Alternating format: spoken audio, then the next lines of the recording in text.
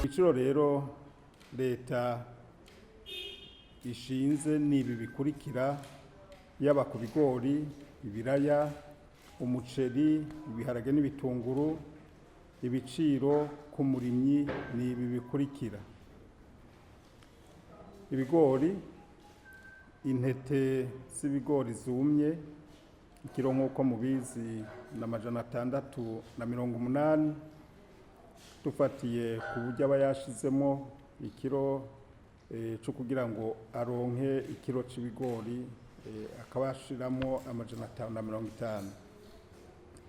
Ibiraya ikiro ku murimyi n'amafaranga 700. Umuceri udasekuye, umuceri bita iron, w'intete ngufi ikiro ku murimyi n'amafaranga 830. Umuceri wera w'intete ngufi ikiro n'amahera 950 ku murimyi. Umuceri w'intete ndende ikiro n'amafaranga 860 ku murimyi. Umuceri w'intete ndende wera ikiro amahera ku murimyi ni 1000. Ibiharage ibirembegwa by'umuhondo ikiro n'amahera 1100. Ibiharage bitarembegwa ikiro n'amahera 950. Ibiharage bivanze bakunda kwita kirundo ikiro n'900. Ibitunguru bitukura ikiro ku murimyi ni 1200. Ibitunguru vyera ikiro n'750. Leta y'u Burundi iratanze umwizero ku barimyi borozi bose ko mwimbu wabo uzogugwa kugira ngo ntuze usubire kubabera ingorane mu kubura amasoko nk'uko byagiye byibonekeza mu myaka iheze. Twaduteye akamo abakozi bose bo mu bushikiranganje turongoye kuva ku mutumba gushika hejuru ko bokomeza kuba hafi abarimyi borozi kugira ngo umwimbu bandanye wiyongera.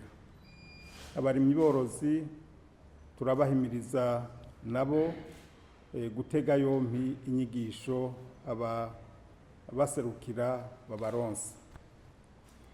Kuva umudandaza wese azoca kubiri n'izi ngingo mu kugura uwo mwimbu canke agafatwa yasubiye kugura umwimbu mu murima ico bita umugwazo, azohanwa bimwe by'akarorero ateko anahahombere n'amafaranga azoba yatanze.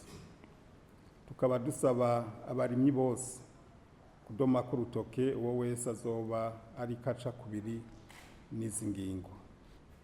Tukaba dusaba abajejwe intwaro n'umutekano ko bodufasha mu gushira mu ngiro izo ngingo kugira umwimbu w'uburimyi n'ubworozi ubera amahigwe abarimyi borozi, gutyo ihangiro rya leta mvyeyi kandi inkozi turishikeko.